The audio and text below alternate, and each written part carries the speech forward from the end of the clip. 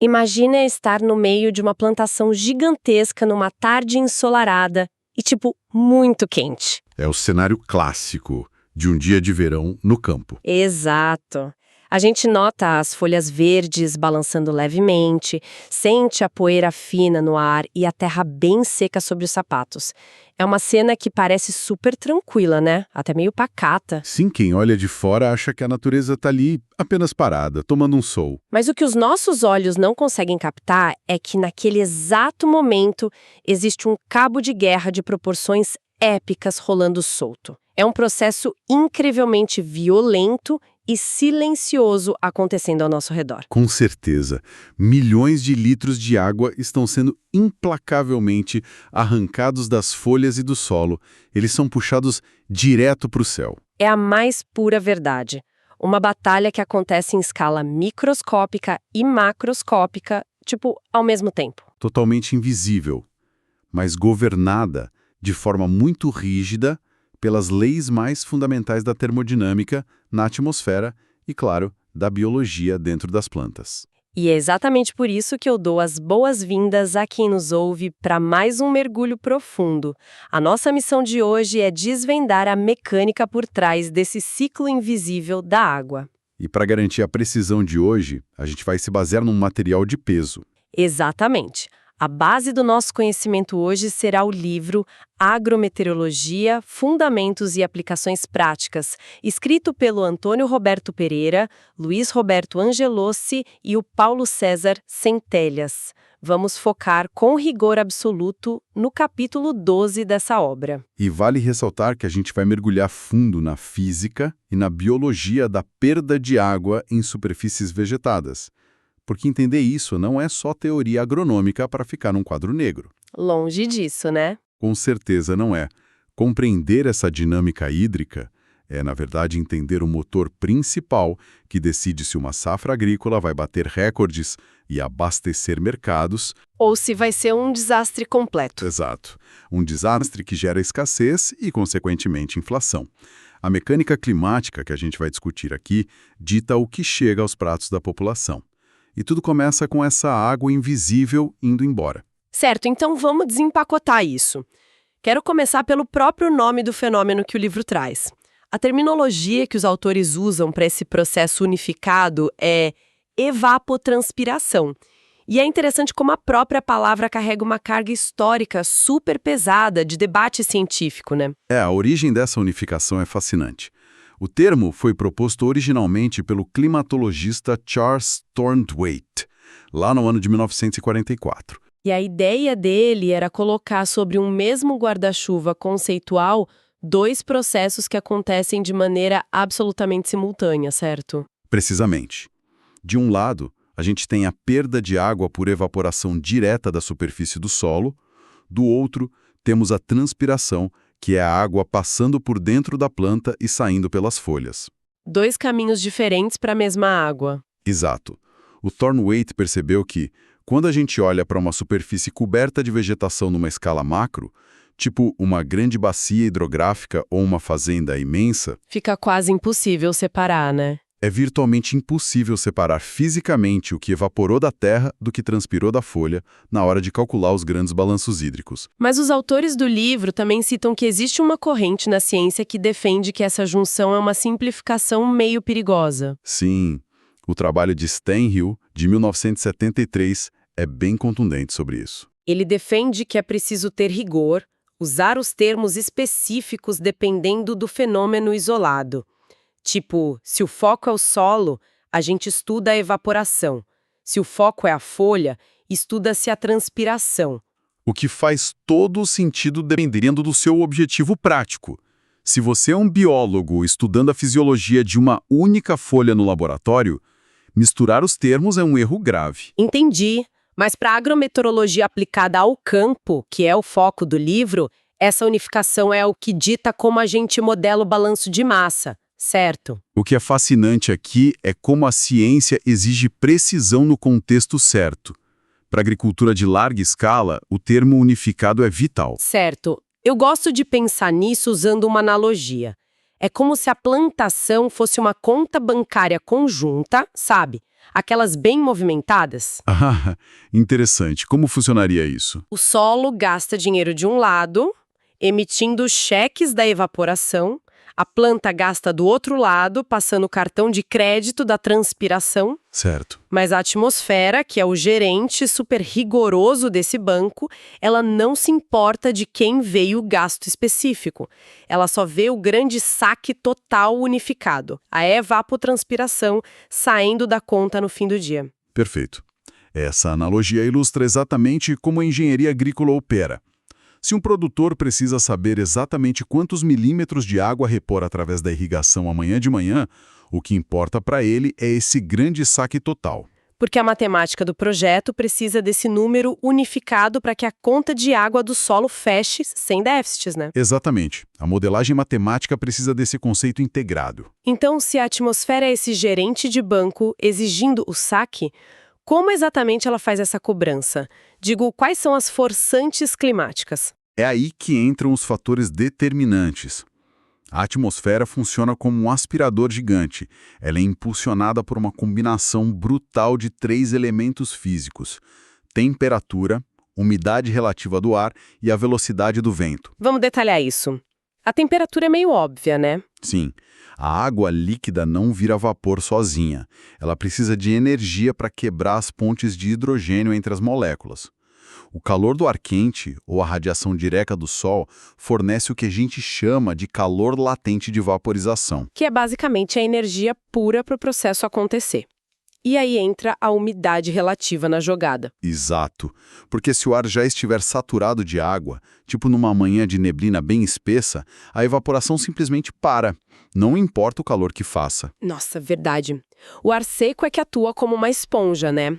Ávido para absorver qualquer molécula de água disponível. E nós chamamos essa sede do ar de déficit de pressão de vapor. E o terceiro elemento, que muitas vezes o pessoal subestima, é o vento. E por que o vento é tão crucial nessa cobrança? Pensa assim, sem o vento, a transpiração da folha criaria super rápido uma fina camada de ar totalmente saturado e úmido colada na superfície dela. Como se fosse uma bolha invisível ao redor da folha. Exatamente. Essa camada úmida funcionaria como um escudo protetor, paralisando a perda de água.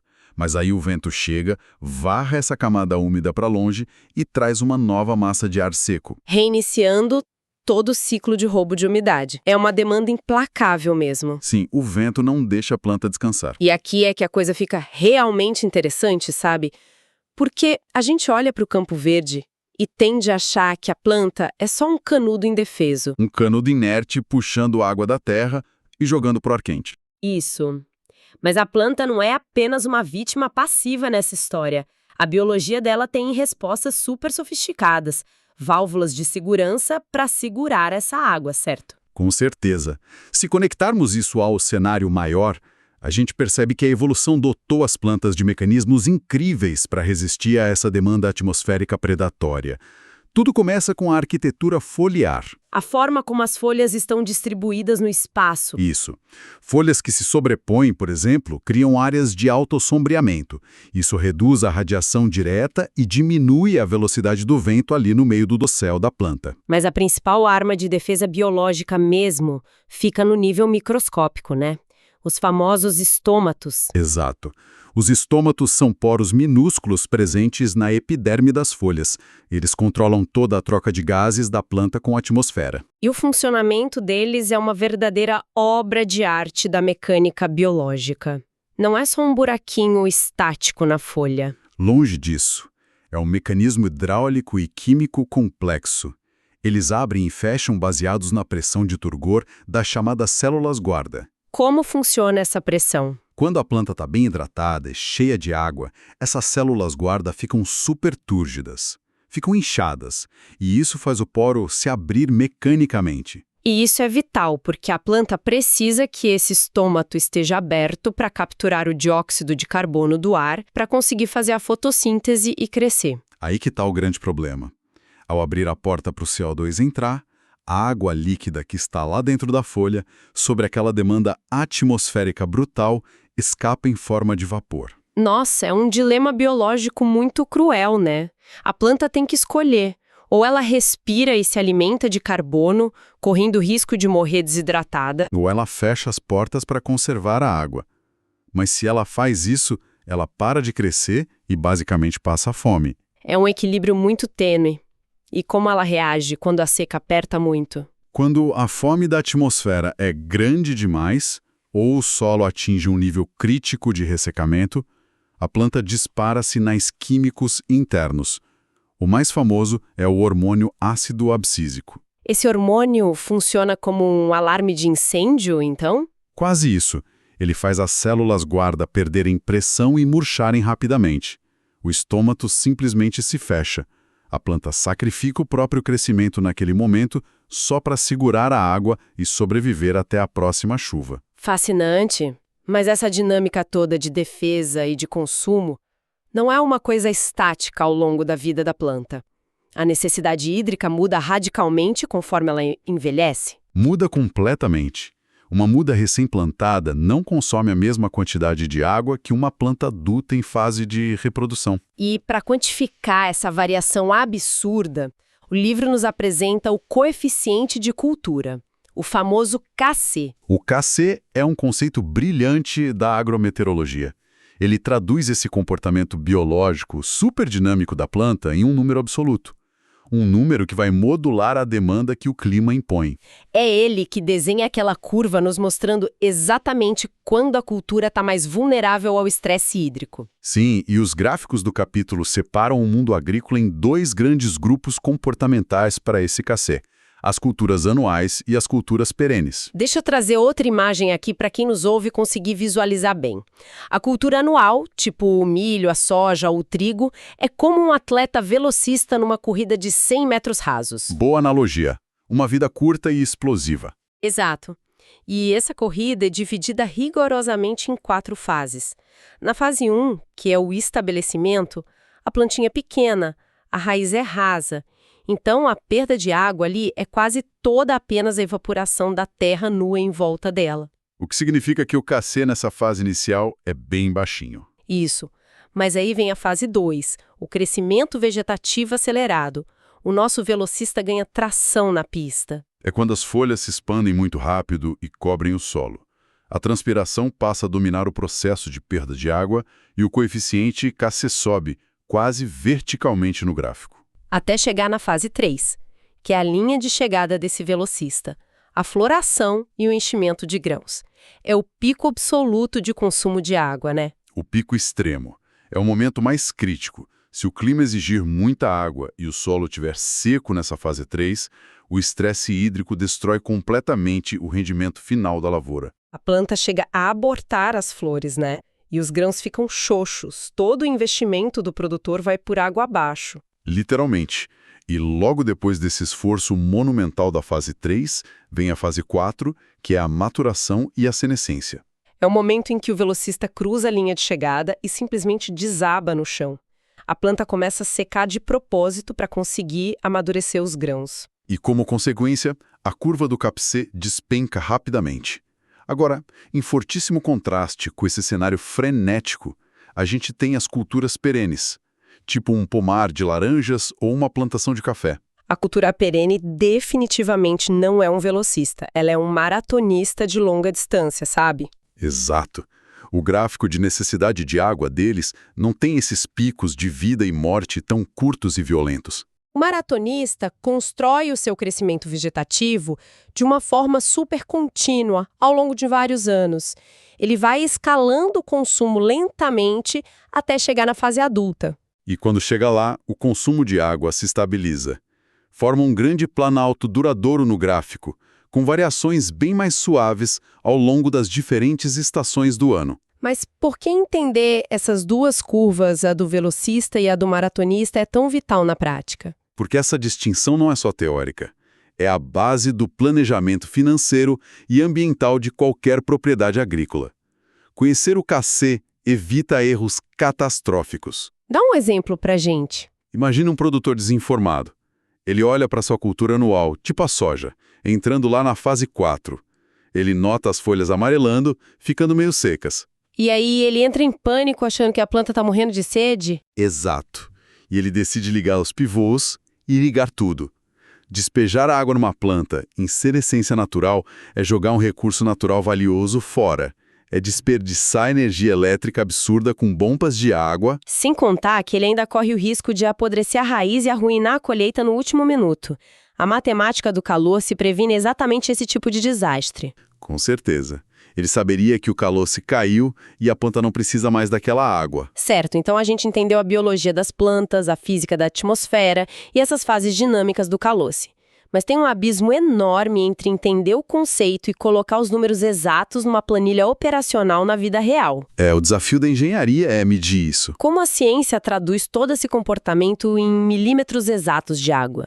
O livro cita o lisímetro de pesagem como a referência física definitiva, o padrão ouro para medir a evapotranspiração real. Sim, o lisímetro de pesagem é incrível do ponto de vista físico. Mas comercialmente falando, para um produtor comum, ele é um pesadelo logístico e financeiro, não é? Completamente inviável para o dia a dia de uma fazenda comercial. Para quem não está familiarizado, um lisímetro de pesagem é literalmente um bloco gigantesco de solo intacto. Um bloco que pesa toneladas, né? Sim, toneladas. E ele contém as plantas e todo o sistema radicular crescendo ali dentro. Só que esse bloco fica isolado do terreno ao redor e fica apoiado sobre o sistema complexo de balanças de altíssima precisão enterrado fundo no chão. Nossa, é uma obra de engenharia pesada. Sim. E aí, qualquer grama de água que a planta transpire ou que evapore daquela terra nua diminui o peso total daquele enorme bloco de solo. E as balanças registram essa diferença de massa em tempo real. É maravilhoso para centros de pesquisa avançada, universidades, porque a medição ali é absoluta, inquestionável. É o valor real. Mas construir e manter um negócio desses no meio do nada é absurdamente caro e complexo. E é aí que entra a beleza da matemática aplicada, né? Se a gente não pode colocar a terra do mundo inteiro em cima de uma balança, nós estimamos a evapotranspiração potencial através de métodos indiretos. Exatamente. A agrometeorologia precisou desenvolver várias equações matemáticas para resolver isso. E o livro apresenta uma verdadeira sopa de letrinhas de métodos.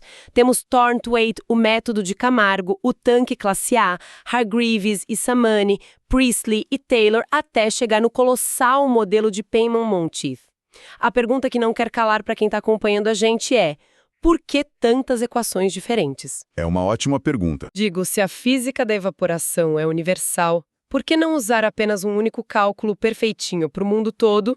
E pronto. Isso levanta uma questão central sobre como a agrometeorologia opera na vida real, esbarrando nas limitações tecnológicas e financeiras. A escolha do método matemático no capítulo 12 não é uma preferência pessoal ou estética do engenheiro agrônomo. É uma escolha imposta pela realidade, então. Totalmente. Ela é ditada puramente pela disponibilidade e pela qualidade dos dados meteorológicos que o produtor ou a região tem em mãos. Entendi. Vamos pegar a equação de Penman-Monteith, por exemplo. A Penman-Monteith é considerada o padrão global, recomendado inclusive pela FAO. Ela é de longe a mais robusta porque é um modelo super completo.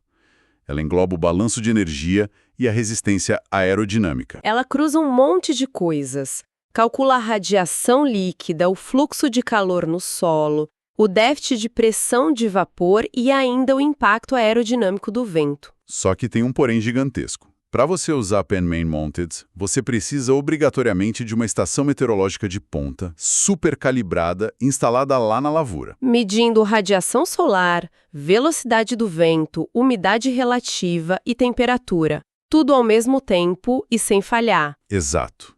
E a gente sabe que a realidade de vastas áreas agrícolas, seja aqui no Brasil ou pelo mundo afora, passa muito longe de ter esse nível de instrumentação fina. O interior do país nem sempre tem essa tecnologia toda funcionando 24 horas por dia. Se um sensor falha, a equação inteira vai para o ralo. Exatamente. Se um anemômetro, que mede o vento, trava por causa de sujeira, ou se a fazenda não tem dinheiro para comprar um piranômetro para medir a radiação solar, a equação de Penman-Monteith simplesmente não roda. Faltam os dados de entrada. E é justamente por isso que existem os outros métodos no livro. Sim, equações como as de Thornthwaite ou a adaptação super engenhosa que o Camargo fez especificamente para as condições do clima brasileiro. Eles são métodos bem mais simples, né? São modelos empíricos baseados quase que inteiramente na temperatura média do ar. A temperatura atua ali como uma variável substituta, tentando representar a energia geral de todo o sistema. Mas eles perdem precisão física, certo? Exatamente. Sim, eles são menos precisos do ponto de vista da física estrita. Mas quando você está numa região remota e só tem um termômetro confiável de máxima e mínima, esses métodos salvam a operação. Eles entregam estimativas com uma margem de erro perfeitamente aceitável para gerenciar a irrigação. Perfeito. A gente viu que, seja sob o rigor absoluto de Peyma-Montice ou usando as simplificações do Camargo, esses cálculos lidam super bem com a atmosfera aberta, recebendo insolação natural, ventos livres, lidando com o macroclima do campo. Sim, a célula aberta matemática já está muito bem dominada. Contudo, a tecnologia agrícola moderna introduziu um complicador violento nesse cenário todo. O que acontece com toda essa física refinada quando o ser humano decide fechar uma lavoura inteira debaixo de uma enorme estrutura de plástico? As famosas estufas agrícolas. Os ambientes protegidos. Isso, o capítulo 12 dedica uma seção específica para isso. Porque, quando se coloca um teto e paredes de plástico sobre a plantação, você bagunça as regras do jogo. Você destrói completamente o balanço de energia natural que existia ali. Você cria um ecossistema artificial, um novo universo. O vento, por exemplo, a gente discutiu agora há pouco que ele era o principal motor para varrer a umidade de perto das folhas. Numa estufa fechada, a velocidade do vento cai para quase zero. O ar não circula livremente. Fica estagnado. E a radiação solar direta do Sol é barrada pela lona e se torna radiação difusa ao atravessar aquele plástico grosso. Exato. A demanda atmosférica que existia do lado de fora, no campo aberto, muda de forma drástica do lado de dentro. E o resultado imediato disso, imagino eu, é que todos aqueles modelos clássicos que a gente acabou de citar começam a dar resultados totalmente distorcidos. Sim, os modelos de céu aberto falham miseravelmente dentro de uma estufa. A física das equações quebra porque as variáveis de entrada mudaram de peso. O livro cita trabalhos bem interessantes sobre isso. Os pesquisadores Kirda e a equipe do Folegate, por exemplo, demonstraram que dentro de uma estufa, a evapotranspiração vira quase que refém exclusiva da radiação solar que consegue penetrar. Enquanto outros pesquisadores, como Abu Hadid, mostraram o peso gigantesco que a umidade relativa interna ganha nesse ambiente sem vento. O ar fica saturado muito rápido. E para tentar resolver isso e conseguir calcular a água lá dentro, a ciência precisou recorrer a regressões estatísticas bem complexas, como os modelos desenvolvidos por Bullard e Gemma, que estão citados lá no texto. É a malícia estatística entrando em ação. Mas a lição mais crítica que os autores do livro deixam sobre ambientes protegidos é sobre a natureza do conhecimento empírico. Como assim? Essas novas equações de estufa nascem da observação estatística de um local muito específico.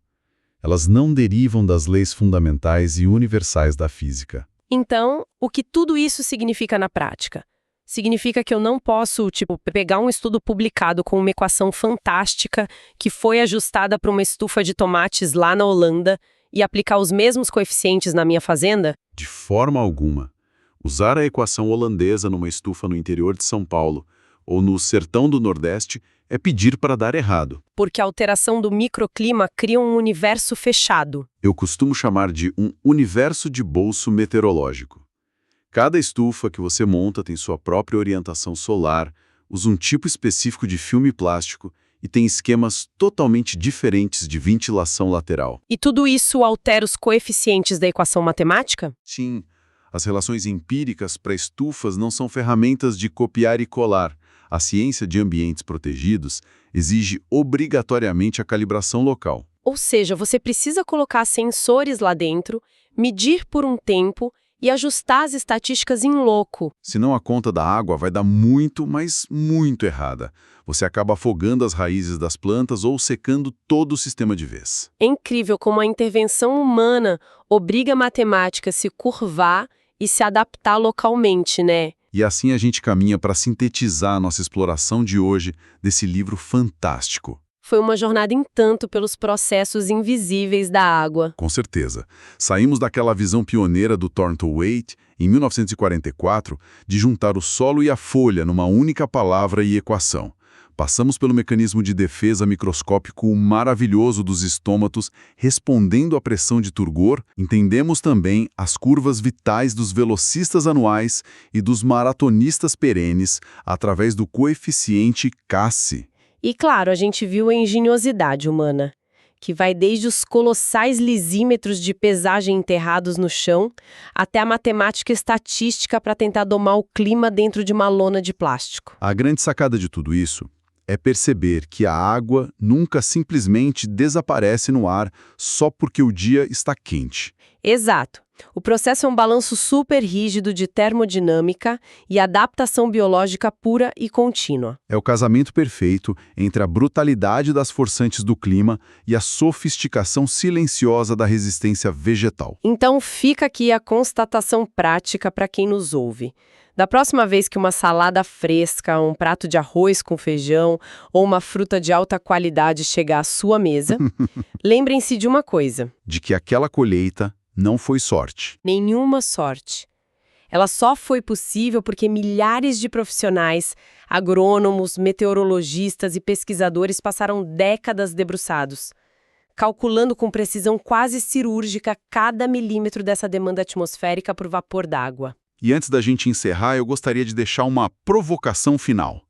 Algo para ficar martelando na cabeça de quem estuda ou trabalha nessa área. Opa, adoro provocações. Qual é? Como a gente viu hoje, toda a nossa capacidade de modelar o consumo de água, as curvas do coeficiente Kc e os métodos empíricos como o do Camargo, tudo isso foi construído sobre a premissa de um clima global relativamente estável. O que não é mais a nossa realidade, né? Pois é.